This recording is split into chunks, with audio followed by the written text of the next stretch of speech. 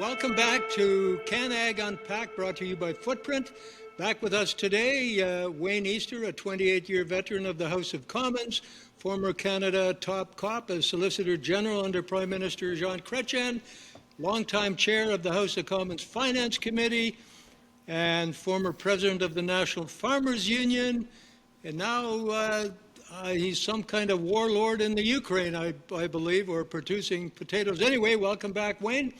Jack Wilkinson, a tour de force in agricultural policy, former president of the Canadian Federation of Agriculture, former president of the Ontario Federation of Agriculture, former president of the International Federation of Agriculture, just recently retired as a director from Canadian Cooperators. Welcome back, Jack. Thanks. And then our special guest, back for a second round, is 21-year veteran of the House of Commons as a member of Parliament, Charlie Angus, and currently, of course, touring across Canada, building up and supplementing Canadian patriotism. Welcome back, Charlie. Hey, so great to be on the show.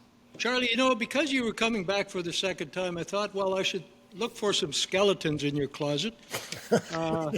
I didn't find anything because that would mean you were hiding something, but I did find that, of course, you started a punk rock group back when you were in, I think, still in high school with your childhood friend, Andrew Cash.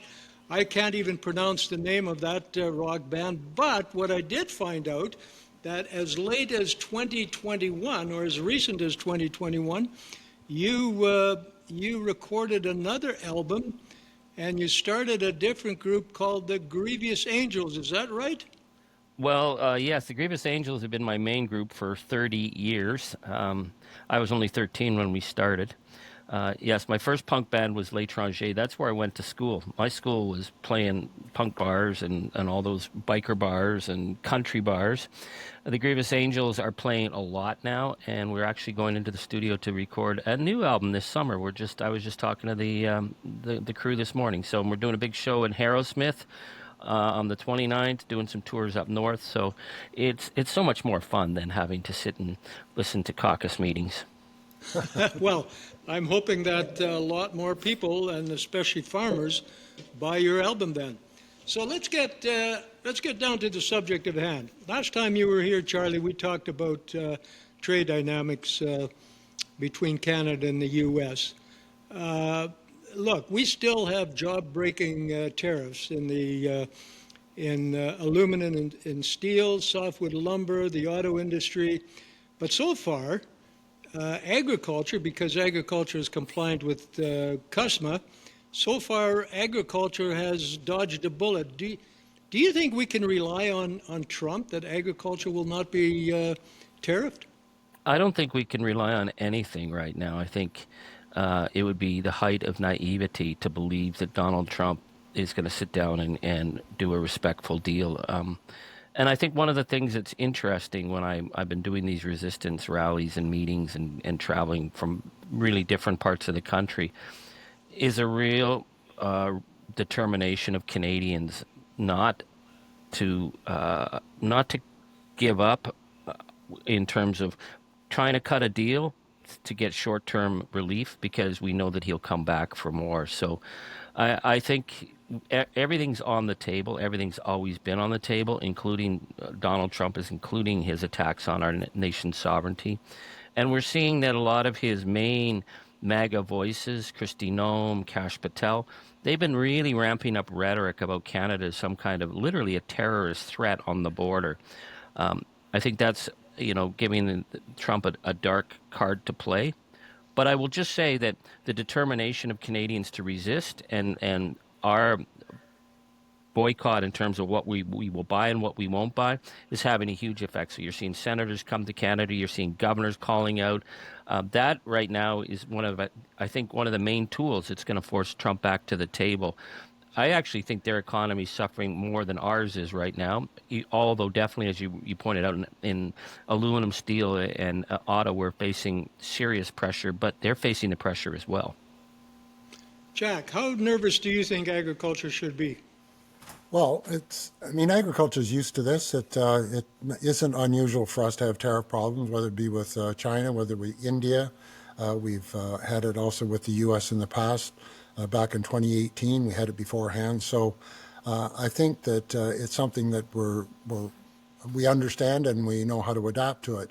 I'm in the same camp as I think Charlie and Wayne as well, that right now you cannot understand the thought process that goes through Donald Trump and the senior people in the United States. He could wake up one morning after meeting with dairy farmers in Wisconsin, and all of a sudden we've got a huge tariff put on something, regardless of the CUSTA deal. So I don't feel comfortable that that will protect us.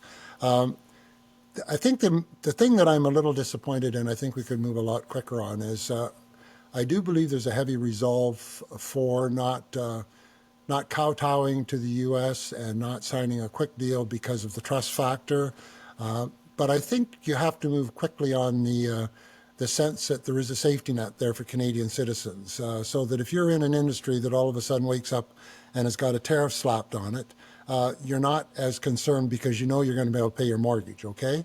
And I think we got to get moving on that. I think people have to feel comfortable that if you're an auto worker and you get laid off, or if you're at Algoma Steel, in the interim while you're diversifying your economy into different markets, you got to feel comfortable that your mortgage is being paid and your kids are going to school and all of those things. So the quicker we can make that sense of comfort for people, put a plan there, advertise a plan, make people know it's available.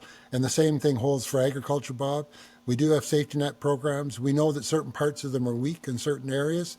If you want to be proactive and start the conversation about how you strengthen those so they can respond to heavy-duty tariffs, I think then people are able to maintain the resolve. We're used to getting hit, but you can only handle that for so long on so many commodities. I mean, you look at canola. I mean, you've had a previous show on canola. We've had it on peas. There's a number of commodities that are getting hit by China and others. And so they're used to it, but still, you can only store product at home for so long, in the elevator for so long, and then you have to start getting into the market. So that safety factor's got to be built faster, I think.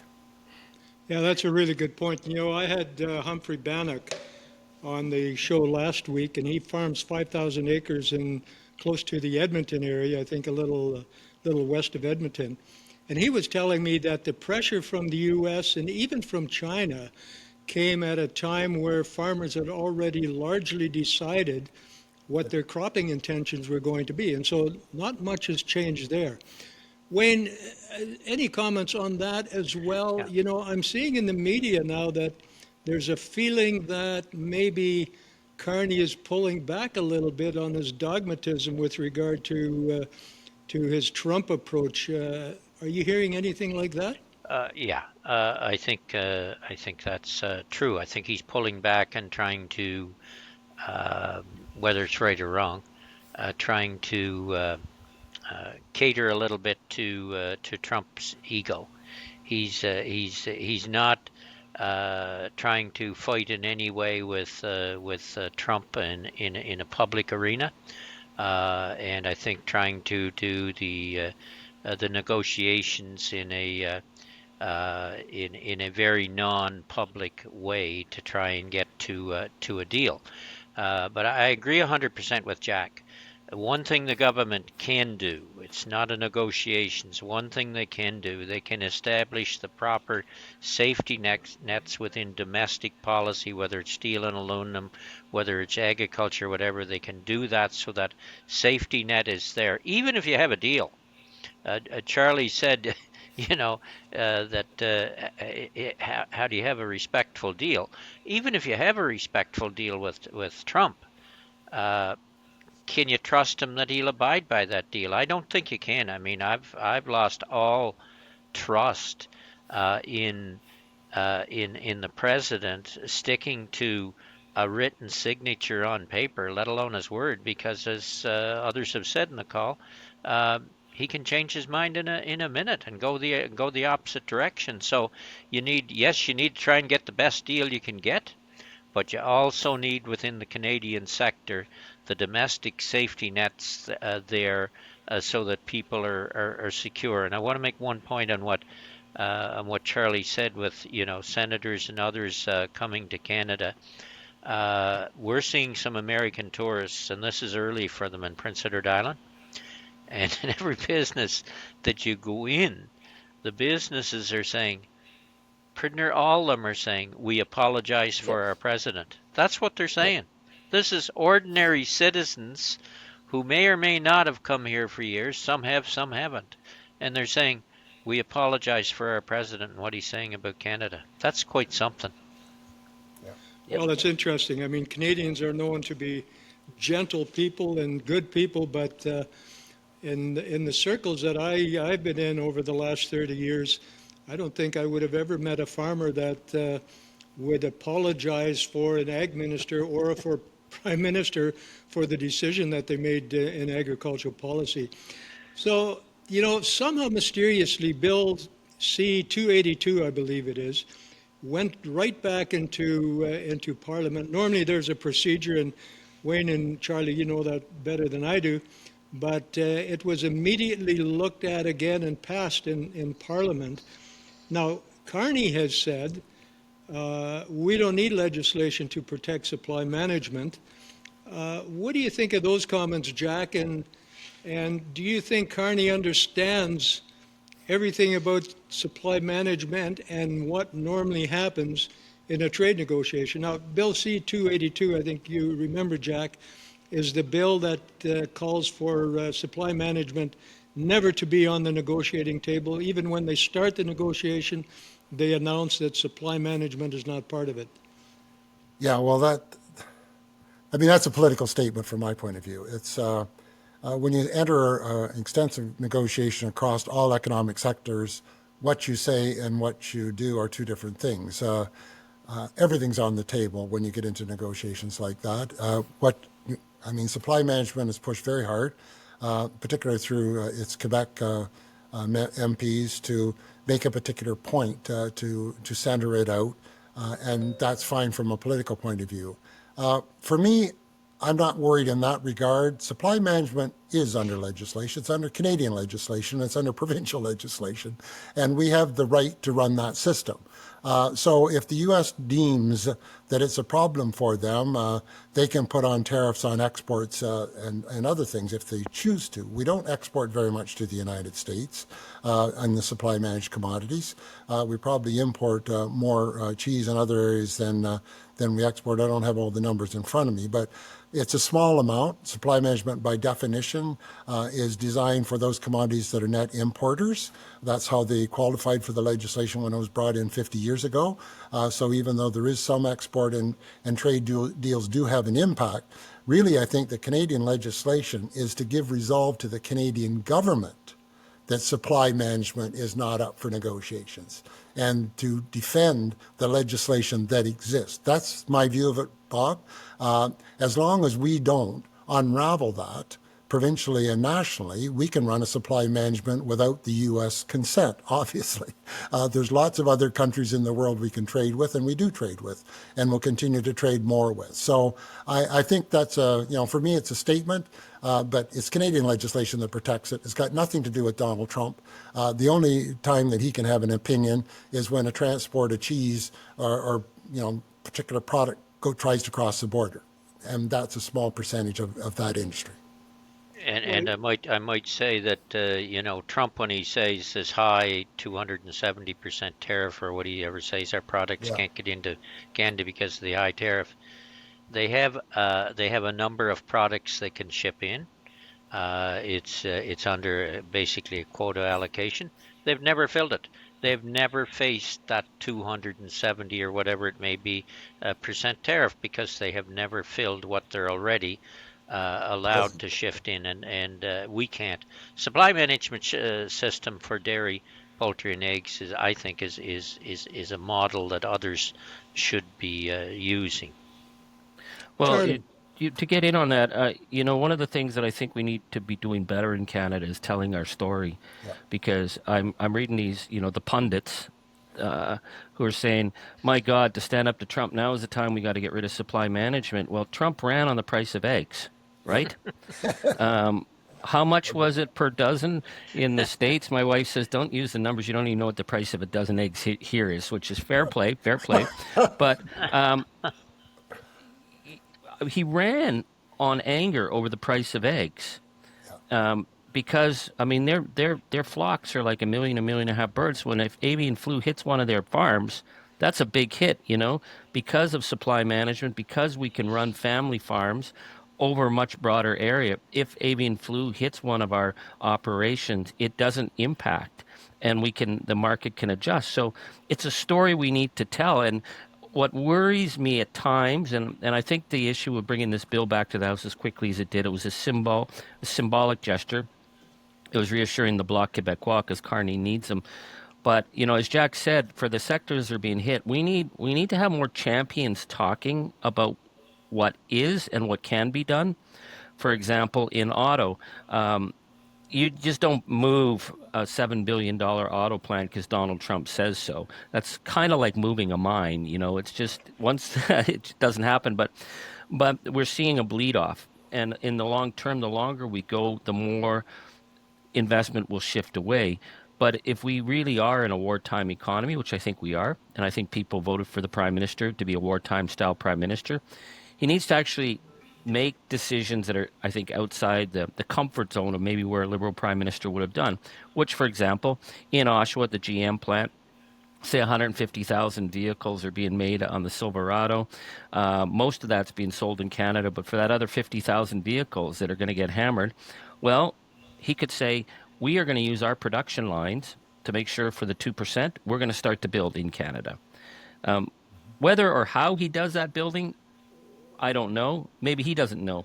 But I think it's, again, sending that message. Just as we sent the message to supply management farms that we've got their backs, we need to send that message to auto, to steel, that we're going to do what's necessary to retool our economy because we can't count anymore on that market and we can't count on what it will do. But we know that we have the skills, we have the capacity, and whether it's we have to commandeer the line at GM or whatever, we could say we are going to do that in order to reassure workers that we're not going to throw them under the bus. I think that would give Canadians a lot more determination. Canadians are determined, but they need to see that. So I get the idea that Prime Minister Carney's sort of doing it quiet and doing it on the down low and trying to stay out of the media on this. I'm not dissing him for that, but at a certain point, he's got to send some clear messages to Canadians that he will do what has to be done and do it in a very firm way. Jack. Yeah, I agree with that. And I also agreed to get the negotiations out of the media. I mean, it doesn't go anywhere when you have pundits on 24 Hours News Channel having a comment on every page you're reading or some paragraph. I think you've got to negotiate outside of the media, so I have no trouble with that. Obviously, he's got to have people in the room that are directly impacted by it and have knowledge of the industry so that when something's done, it's done right. That's critical, and if that's not taking place, it should. To the point of the major projects, like I'm a big fan of major projects. I don't know why we haven't been using the Port of Churchill a long time ago, and I'm perfectly happy to get that rail line moved onto ground so you can run a real train on it 12 months of the year. I'm okay with a pipeline going across the top of Manitoba and Saskatchewan to get a port. I'm okay to build an icebreaker, start right now on the East Coast where we know how to build icebreakers so we can keep that open 9 months of the year instead of 6. I'm okay to start having Algoma making steel for double tracking the prairies, the railroad system, so it actually can deliver the product that we grow and make and need. Those things a lot of them are the Prime Minister and the federal government can influence greatly. And some other things major are going to come along later because they'll need a consultative process. But we can be doing what we can do now, we should be doing now to really show that we know how to act, back to what Charlie and Wayne was saying, and give people a sense of confidence that we know how to diversify. We know how to build something in Canada because it's a mistake to try and go around First Nations. That's a big mistake. So it will take time to consult. It'll be quicker than beforehand, possibly. If you make them partners, that always makes things much easier. If you make someone a partner of the deal, you want to get it moving as well. And I think that's absolutely critical to get any major projects on the go. But where we can act unilaterally with the federal government, letting a contract for military scout car type things in London area, do it. Start hiring a few hundred people to work on that. To start to say, change a line in an auto plant that got closed down so that we can build some product that we can build and start showing individuals within months instead of years that we know what we're doing. You know, it's an interesting point you make, Jack, when you say we need to speed things up, speed the regulatory process up, approval process, etc. What I found interesting is that's what everybody was saying during the election campaign. We have to have someone that can speed up the process. No sooner had Carney gotten legislation through Parliament at probably unprecedented speed, then the pundits were criticizing him for not taking more time, for not doing more consultation on the legislation, for not allowing people to speak to it. Wayne, you have some comments? Let me just Go respond ahead. to that, and then I'll stay out for a couple of rounds because I've been talking too much. But Bob, you know from being an ag leader, trying to put together a trade deal, you have to know how to consult. Most people in government don't have a clue how to consult. They really don't. And that has been the Achilles heel for so long. You bring people in, you pay all the players in a room before you introduce legislation, and you start talking to them. That won't be the end of the consultation, but to actually not invite a particular group who's got legal authority and you introduce legislation without talking to them, you're just asking for trouble.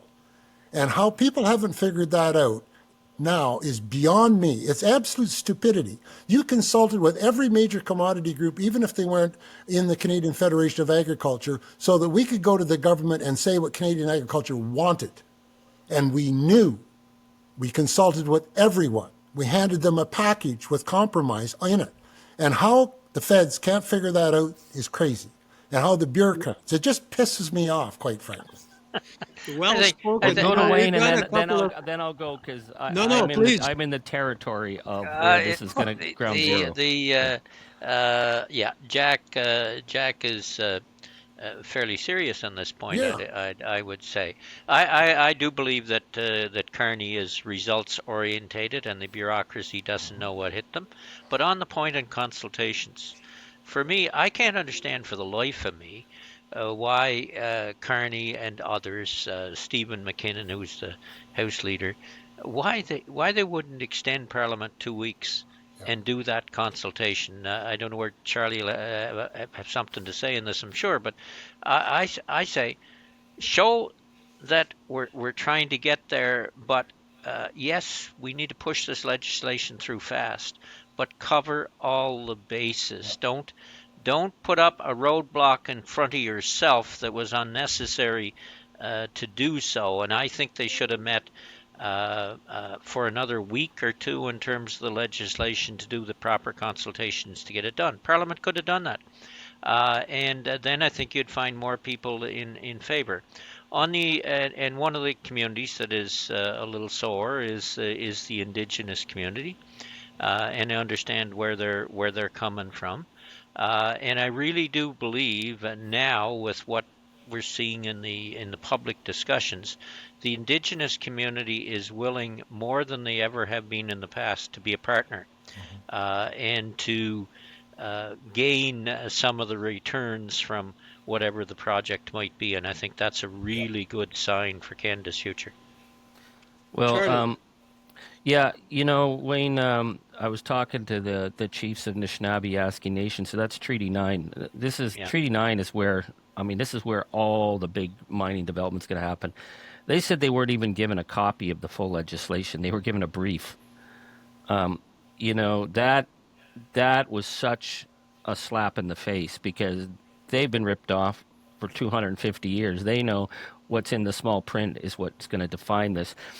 They could have broken that bill either into two parts and rushed through. There's a lot of stuff that needs to get moved, but the decision to do it in that manner is going to hurt in a big way. Already, I'm seeing a lot of the young Indigenous are starting to organize. There's going to be a lot of blockades. This is going to be a fight because of the disrespect. But here's the thing, we have so many mining projects set to go. We got Timmins Nickel, 12 kilometers out of town, beside a shutdown refinery that is going to bring basic, important, critical minerals, and it's going to get up and running I told Minister Wilkinson, I said, put your money into Timmins Nickel. That will happen.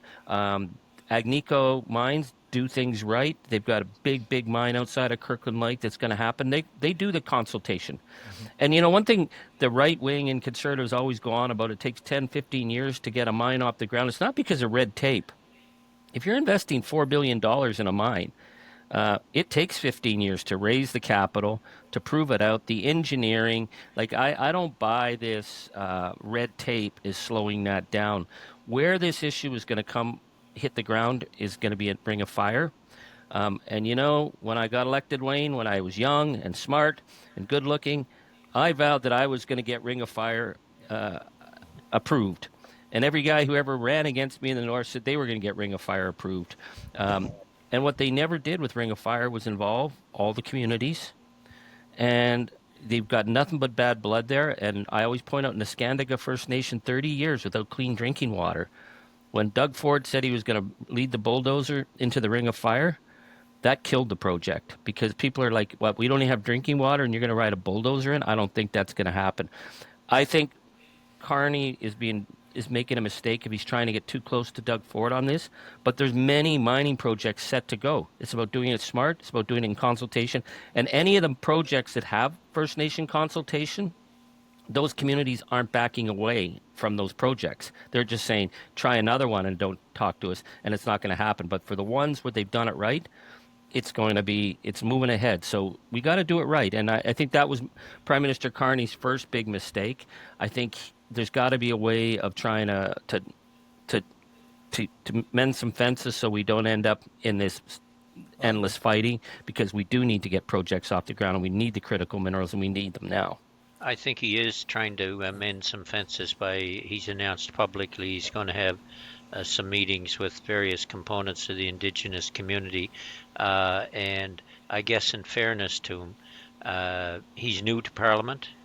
And I think he was let down by others more so than by himself by not saying, extend the discussions, make sure the discussions are done, that this needs to be done. So I hope there's some lessons learned on his part too, because that, as you say, both Charlie and Jack, that just, there's a roadblock put in front of getting things done now that was so unnecessary to have there. It's really amazing. He was able to find some really smart people around him that worked in finance and worked in other areas. I don't know why he doesn't add another person to the crowd who is got some First Nations background and authority that actually helps with some of the consultations. I mean, that if we're going to move anywhere in a confederation, consultations is everything, and having that organized and done right is absolutely critical. And I think, to your point, Charlie, about there's a lot of angry First Nations individuals that are all ready to start protesting. The only way that you can deal with that, in my opinion, effectively, is showing people that there's a benefit to them by moving ahead, and the concerns that they have are being addressed. You do that, you take a lot of that energy and you turn it into positive economic development, which is an overriding priority to just about every one of those First Nations communities. But you got to be upfront with it and deal with it. And I am glad that Carney announced what looks like a series of meetings with the First Nations community. It's just really good not to make those mistakes all the time and have to put so much energy into recovery. And, one of the things is hiring people that know how it used to be done. Really, all they know how to do is to make the same mistakes as we've done for 30 damn years. I mean, we need to hire somebody who would like to do things effectively and more differently, but we'll see. I hope. I still have faith, because failure right now is pretty dismal, because the default position of trading with the United States is just because it's so close, is not looking good at all. I've got one more question on this issue, and then I'd like to go back a little bit to agricultural trade. But, and Charlie, you mentioned that there's all kinds of projects that are ready to go in Ontario. The thing a lot of Canadians are hearing is that in Western Canada, there's political will to move projects forward, to initiate big projects, but it always sounds as if there's no one from the private sector that's ready to step up to the plate. Is that true, or are we just not seeing that? Well, look at TMX. I mean, the cost of TMX to build that was $1,200 to $1,500 per household. So, and we're still paying the toll rates. They're not getting the money back on the toll rates. We're paying 50 cents on the dollar, subsidizing the toll rates. So if there's a great economic argument to build a pipeline, make me a great economic argument. Danielle Smith wants another one built. Well, we haven't even got money back from TMX, and TMX has allowed for the largest increase of oil production in Canada's history.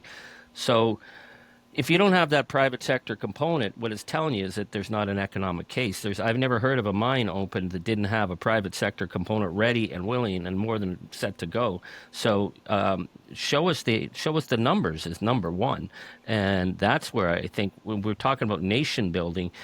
What worries me when I hear nation building is, I mean, Canada's got a big, long, and proud history of boondoggles that sounded great at the time. Every big giant dam project that we rushed through and all, we end up paying for years. So if we're going to be spending the big money, let's do this smart. I don't want to. I'm worried about rushing in, and Daniel Smith set this up from day one. She was going to break the country up. She was after Mark Carney the first day he got elected. He didn't even get a chance to breathe. So Daniel, stop with that. Come and tell us what your plan is. The rest of the country's more than willing to work. Alberta is such an important part, and so many people from our region, Jack and our region, have worked in Alberta. People from Alberta work in our regions. There's no bad blood here, but I don't think we should be putting money on the table for the taxpayer if there's no economic case, because we're going to pay for it in the long term. Okay, I do think on the private investment though that on TMX there's still more capacity to be filled there yet as well. Yeah. I'm not sure how many. I think it's 200,000 barrels or something, but there's more capacity to be filled. So certainly you need all systems going at maximum capacity on what's already there. But in terms of private investment, I think one of the things we learned, at least from my side on the debate on TMX, in the internal discussions, is the private sector just got so fed up with delays here and delays there and delays in court and so on and so forth. I think there needs to be some surety that if the private sector comes in, that it's going to get done relatively on time without more roadblocks in, and that's going to be a critical element of the discussions and consultations with everyone, so that you're not running into to roadblocks, because the private sector is going to need the surety in terms of before they make the investment. This is a lot of money, these big projects. all right. Just quickly back to agricultural trade. And notwithstanding all the other countries that we export to, but the U.S., of course, is a huge market for agricultural production. And we've always had a dichotomy between supply management and exports whenever it came to trade. Could it be that because Trump is going to think that to save his own face, he has to get some more access, some supposed more access into Canada for supply management products? But our exporters, of course, are afraid that they may have to face a tariff, and they don't want that. Do you think that could result in some sort of coalition or collaboration between supply management or our agricultural exporters? Or is it actually going to get worse and they will suggest that you negotiate for one at the expense of the other? Jack. Well, first of all, it's time, I'm not sure whether it was Wayne or Charlie or both mentioned, supply management has to start being an advocate to the public again. I don't know, they just feel to me like they've disappeared. So we have all of these critics that come out of the woodwork and spout, the irrelevant information. I think it was Wayne who said there's a 267% tariff, but the in-quota tariff is zero. It's zero. I think Canada is the only country in the world with its agriculture that all the in-quota tariffs are zero, and they're not even filled. So it allows someone to think, when you listen to the media, that this 267% is somehow protecting an inefficient industry, which is absolutely not true. I was there when the numbers were picked, behind the closed doors, we were allowed to pick numbers that gave the equivalent protection to Article 11. Article 11 was an exclusion. So if you're picking a number that gives you an exclusion that you want to last for 50 years, you pick a big number or you're a village idiot. And every one of them picked a big number, as big as they could, and every country had X number of months to challenge that number. The United States did not challenge one of those numbers. So they went in. And so it's slowly rolling down. So it's got nothing to do with that.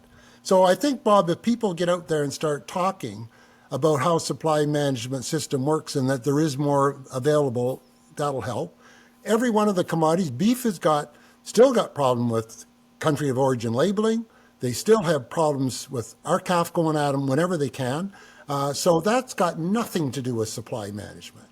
It's an easy excuse to say my exports are hurt because we're protecting these imports. Well, that's just bogus. It's not true. Every country, whether it be U.S. with its sugar policy, whether it be U.S. with its policy on rice, I can go through 10, 15 commodities in agriculture that the U.S. is protectionist on. And they're never on the table. Peanuts, the list goes on and on. So I think the only way you can have an educated population is when our Canadian agriculture commodities start talking about how these things actually work, that we're not the only ones who have protectionist philosophy on certain commodities. And in fact, it doesn't hurt the Canadian consumer at all. Charlie, to your point, our eggs are about $4 a dozen or less, and theirs were running over $8 in the U.S. because of avian flu. So I think the education piece is critically needed now by the agriculture community to try and unpack ag policy. Charlie. Well, I'm not going to go pound for pound with you experts on exports, or with you experts on exports. I might look like a bit of a fool, Bob. You probably noticed when I was on ag, I learned just enough to skate through without getting hit with a stick. But the one thing I think we need to look at, and I'm trying to get my head around it, but it's a lot of the work I'm doing with Resistance is the incredible goodwill of Canadians. They want to buy Canadian product. They want to buy Canadian local. In terms of, origin labeling, boy, I go into some grocery stores and there's no greens at all anymore from the United States. If they didn't have it from Canada, they're now importing it from Mexico and Peru. And I mean, the grocery chains turned on a dime. That's unprecedented. I know that more and more communities that I go into, they say, we want local. We could never get shelf space. So many of the big chains wouldn't give us shelf space, for local. They wanted their greens just a certain way, and they would get it from California or from Arizona. So we have this moment where people are buying Canadian, people are supporting Canadian. There is an opportunity for smaller ag operations to feed those local markets. God, my daughter and all her friends now living in the cities, they get their boxes of vegetables and meats coming in from the farms, and that's what they're buying. They might have done that because they're smart, but they're doing it because it's being Canadian. So I think we have this opportunity. It's a niche opportunity, but we have to really build up that commitment, because then I think we're going to see more greenhouse operations in the winter. We're going to start to see more servicing of a market of people willing to pay because it's got the Canadian logo. Wayne. Yeah. I've never seen, if you go into a grocery store, I've never seen until recent months Canadians picking up something and going through the fine print and looking at the label. You never seen them do that before. They'd go along and they'd pick up blueberries, strawberries, whatever, and they might be made in the United States or produced in the U.S. or in Mexico. But now they're really looking at the label because they don't want to buy American, and that's a good thing for our industry. I want to come back to what Jack was talking about on supply management and the kind of the conflict between the exporters and the supply management industries. Yes, there's a conflict there, and it's a problem. But Jack is absolutely right. The supply management groups, I don't know what's happened to them. I think they've concentrated so much in government, they've forgot that you also to keep the public on side. so that the public understands the industry, because there's only about 3 or 4 people that are in the Globe and Mail, in the Guardian here, or sometimes on CBC or other programs, uh, attacking supply management and not telling the real facts about supply management. And they're getting away with it. Martha Hall Finley, one of my colleagues, former colleagues, she's always out there. Her and I have had some great disputes in the papers over supply management. If there's she'd even blame oil exports not going through because of supply management. She'd go that far.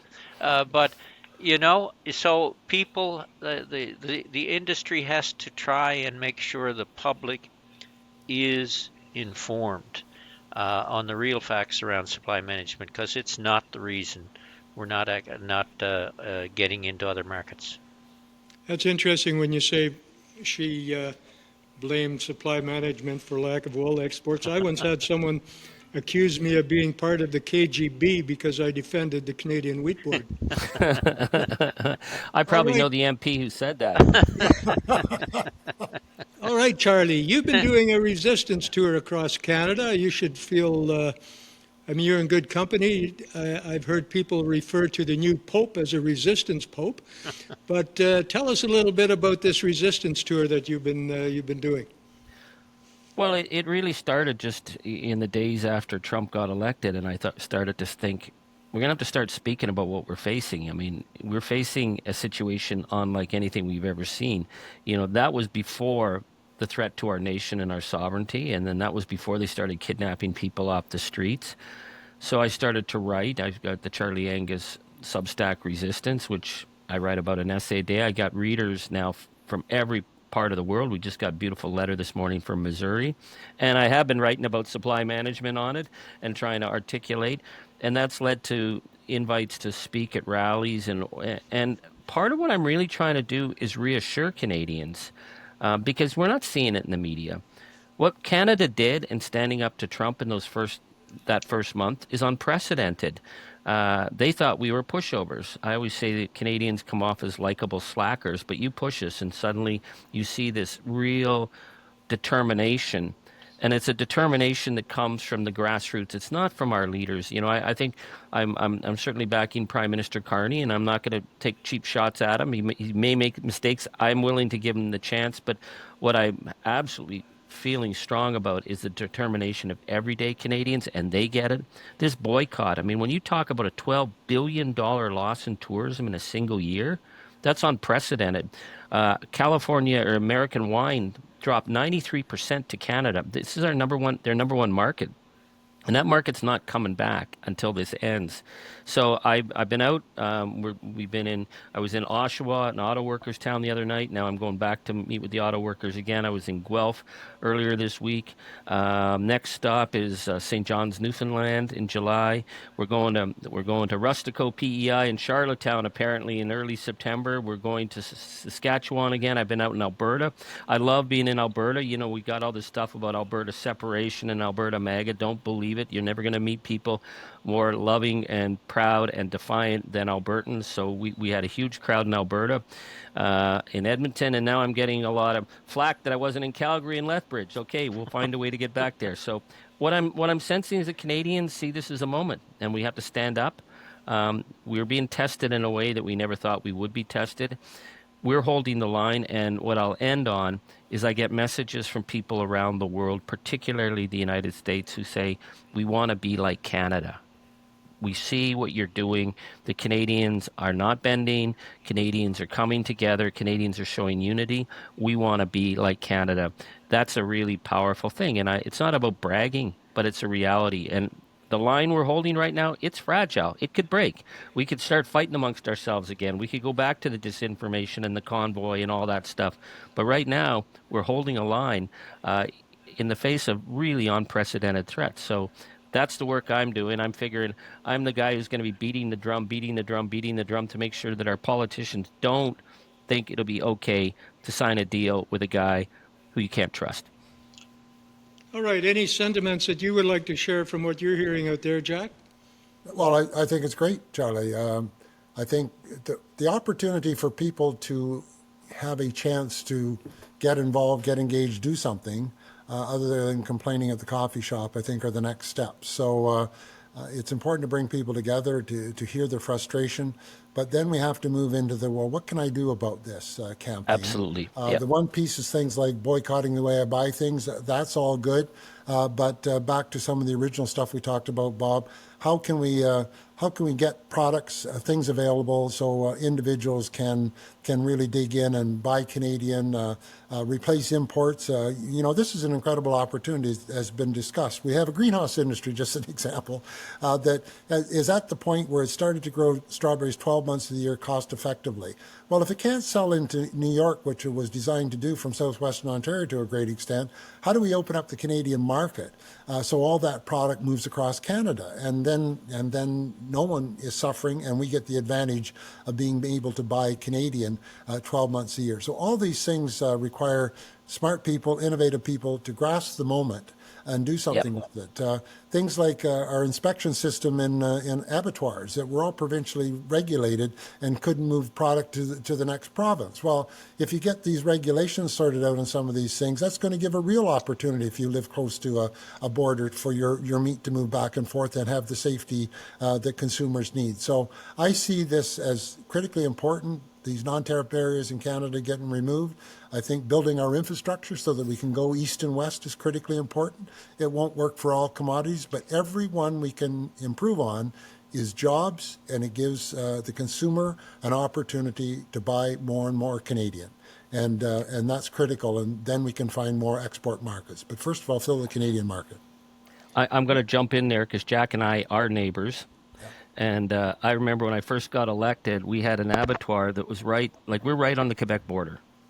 And down in Bell Valley, it's like it's farm country, and you can't really tell where Quebec starts and Ontario ends. So we had an abattoir right on the border. I mean, their backyard was Quebec, and they couldn't serve their neighbors because of the CFIA rules, and it was a perfectly okay abattoir, and there was no place for the Quebec farmers to take their beef, and yet they were living next door to an abattoir. Those are the kind of things that in this moment I think we can all agree, okay, that was a dumb rule.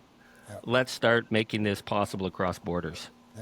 Okay, Wayne, how do we keep up that intensity? I mean, we talked earlier about whether Carney is backing off a little bit. The provincial prime ministers, I think Saskatchewan backed off on boycotting U.S. liquor. How do we keep that intensity going? Because that was very, very effective, and it was very moving at the beginning, but it all seems to have died down a little bit, and what Charlie is doing, I think, is great, trying to continue to build on that. I do think, and congratulations, Charlie, for doing what you're doing. It's much more than a resistance tour. It's how do we do more within Canada, within our own means, and within our own country for our own values and economy. And I would say, just as one who's done some of those kind of tours, it's not easy. Well, we all have been on the road, and the research you got to do, the lack of sleep, the travel. So it's not easy to do. So congratulations for doing that. I've seen the ads up on the Rustico area, and I'll likely be there when that comes.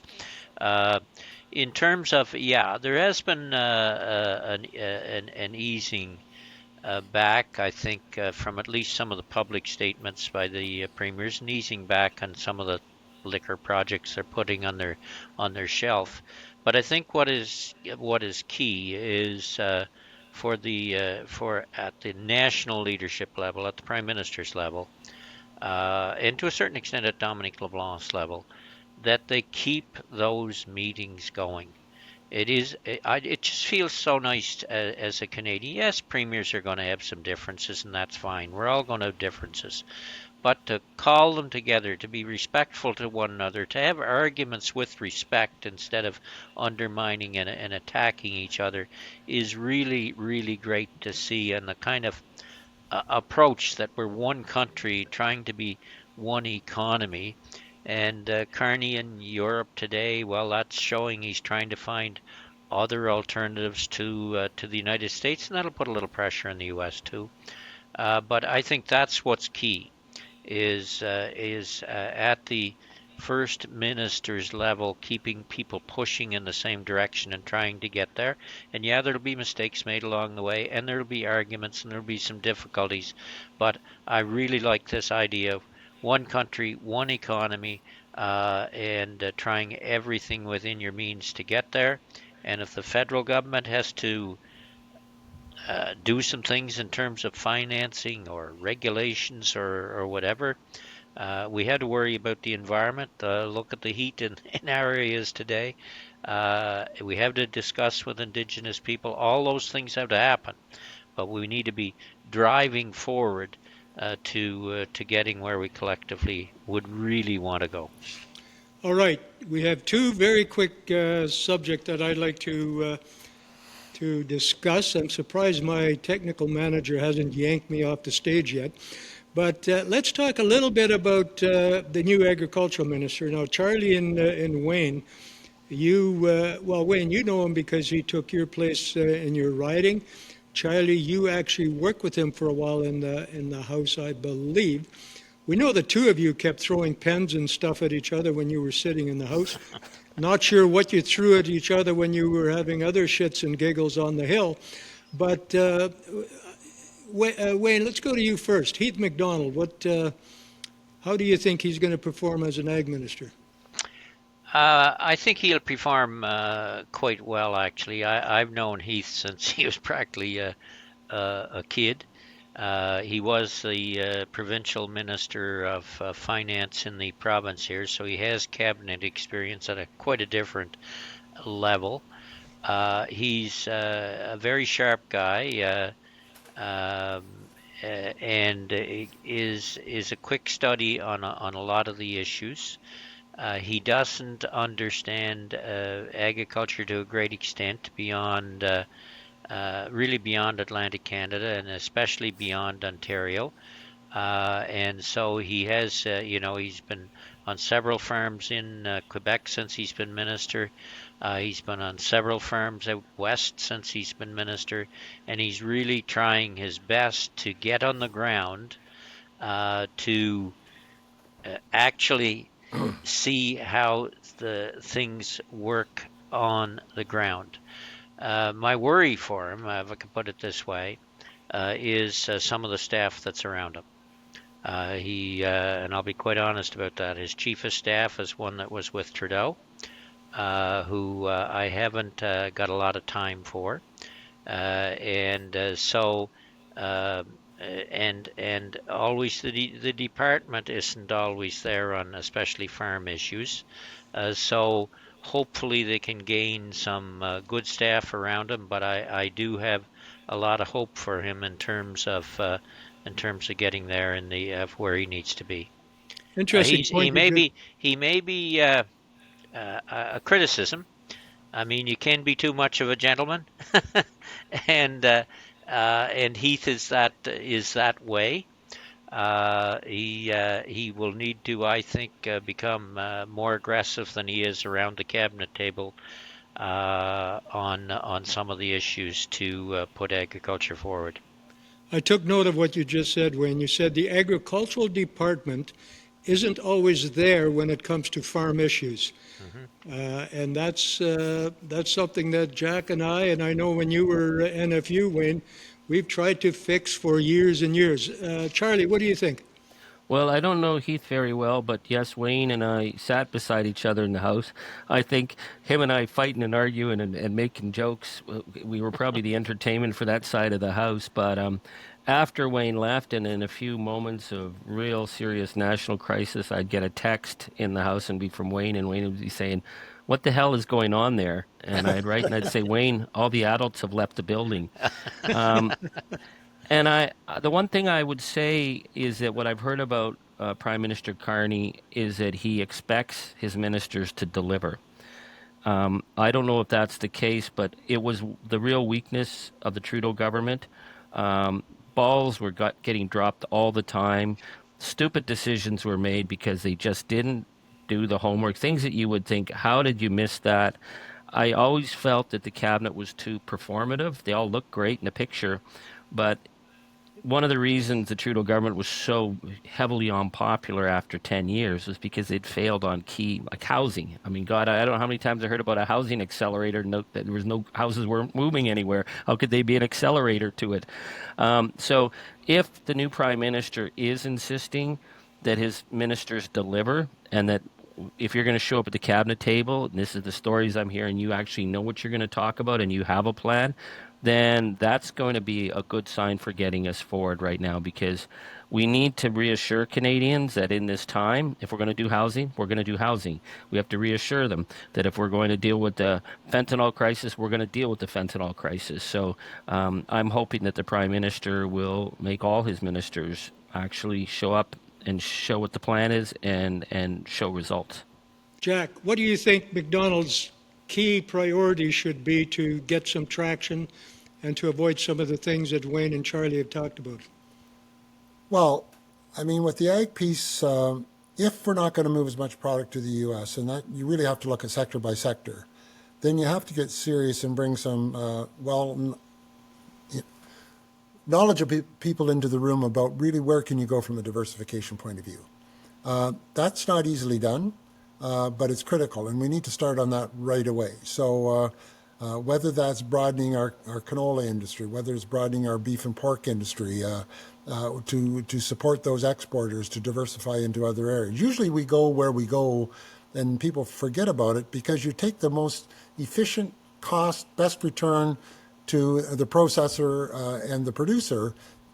That's the market you go to. So the fact that you have 70 or 80% in a particular country is only a mistake when that starts to fall apart, because that was the one that was working best for the sector until you hit the wall. So when you start diversifying to different countries, there's usually other barriers there that you have to overcome to make that a good export market in the long term. And that really means doing more than one thing at a time. I mean, I am really pleased that Carney's instructions are to put real good ministers in place and have a very high expectation of results. We should be doing many things at once. There's no reason for people to see what's going on in the PMO's office as a signal to work. So I'd be improving the safety nets, Bob. I would be bringing the commodities into the room to say, how can we diversify your market from, say, an India, China, et cetera, and tab more results. I would be bringing those people in and the exporters as well. And what do you need? Do you need some financing through, the Development Corporation? What barriers do we need to overcome? Are there phytosanitary issues there? And that is easily done by bringing, when you head out west to tour around, bring people in who know the sector, listen to them, have good advice, have good follow-up, and that'll earn you more respect and more credit than anything else you do in Ottawa. And I think if we all do that, we're going to have some growth. And All right, thanks for that. on the ground, work with the opposition parties in Yeah. Ottawa. Like both Charlie and I know this. The guys on the other side are not they're not your enemy. They're colleagues in the House of Commons. You may have different opinions, but try and get Parliament to work together and show some respect to one another. That's critical in terms of Parliament being made to work. And Wayne, you brought us to the next and last point, and that's John Barlow. Both you and Charlie know him very well. I've known him for some time, and I'm not sure if you ever ran into him, Jack, when you were still in farm politics. But what do you think of John Barlow? Can he do? See, in a minority government, and Jack, you will know this as well. In a minority government, we never cared what political party we worked with. We worked with the political party that could give us the leverage we needed at the time.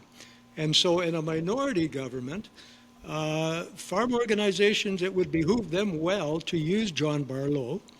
My question is, can he do that job well? And secondly, will he get the go-ahead from his two leaders, Scheer and Poilievre? Will he have the freedom to fight for agriculture and that he needs to? Charlie, you go first. Well, I've worked with John somewhat. I guess my concern coming out of the last Parliament is that Pierre Poilievre was about burning the house to the ground.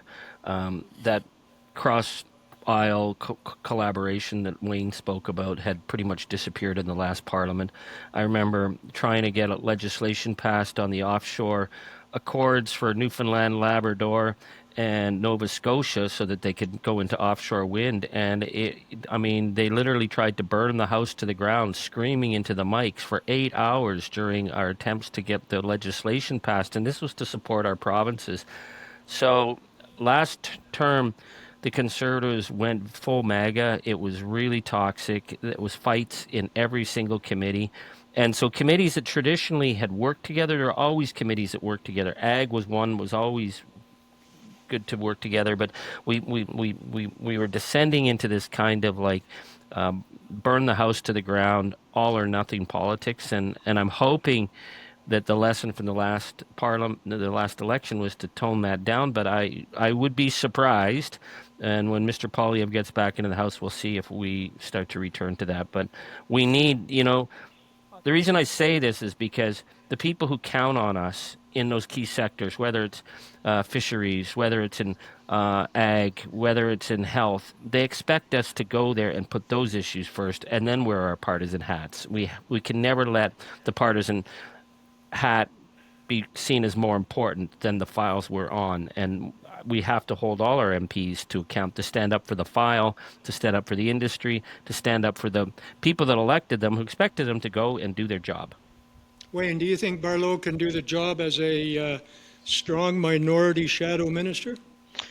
Yeah, I would agree with Charlie on how the last House operated. John it'll be quite a challenge for Barlow in trying to kind of changing his approach and his tone in terms of the way that he operated in the last House, because it was a go for the jugular sentiment, and that's important at times. But I will say this about John Barlow: he knows his files and he knows them well. He's been in Prince Edward Island many times on the potato wart issue and other issues. He is quite well respected in the farm community here for knowing the issues. And I know I don't know how well he's known in Ontario, but I do know out west, he knows the issue fairly well.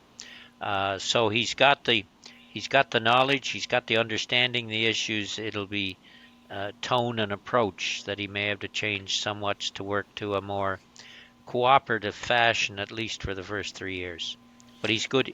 He was an excellent critic in terms of putting the wood to the ministers.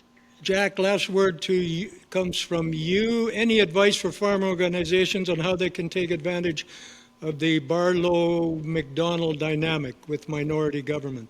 Well, and all of them. I mean, we're sitting in a situation where you only need one other group of people to be supporting you, generally speaking, on any piece of legislation. So when I was at CFA, we had the Reform Party, Conservative Bloc, et cetera, et cetera. There were more, different ministers than you could shake a stick at, and I met with every one of them. I mean, that's what you're supposed to do. You fly into Ottawa, you go to the office for a bit, you do a few committee meetings, and every night, you meet with a different person, you have lunch with somebody else, and it doesn't matter whether they're in the Reform Party or the Bloc, the NDP, or whatever. You meet with all of them with your ag policy. So they all understand exactly what you see as priorities. I always think it's a mistake when farm organizations think that they should only meet with a couple of parties, that somehow kind of, I don't know, cozy up to them, but I think it's a mistake long run, big time. You want everybody to understand the agriculture policy. I viewed it as success when the CFA policy was exactly the same policy of every one of the political parties. Then it didn't matter who won the election. You effectively had an ongoing agriculture policy. It didn't change. They knew what needed to be improved upon. So my advice would work with all of them, and you will be successful. Yeah, that's a really good point, Jack. And I think often farm leaders can make the mistake that they want to become friends with the minister or their shadow ministers. And it's like I said to Minister Van Cleef one day, I said, I want to have a relationship with you. We will probably never be friends, but I want to have a relationship with you, and I think that's really important. I got All 5 right, kids. I gentlemen. don't have time for any more friends. All right, gentlemen. Charlie, thank you so much for coming back. Thank you so much for having me. You said earlier that you weren't an expert on exports, but when you entered the House of Commons as a young, grievous angel, I think Jack and I did a pretty good job of mentoring you. And you actually did a very good job in the Ag Committee when you were there. Thank you so much for being here. Good luck with your resistance tour. I think you're on the right track there. Thanks, Jack and Wayne, for being back, and we will see you again. Thank you. And final word, Jack. There was times I called you. I didn't know what else to do. I called you from a payphone, and then I went into loaded for bear. Yes. Charlie was one of the few people in committee that actually knew what de minimis meant. Yeah, We you all, taught me we what all it know, meant. but so when he started asking questions, people's heads snapped. Yeah. Well, that's fair. Good stuff, guys. Good luck Thanks on your again, tour, gentlemen. Charlie. Thanks. Take care. Bye.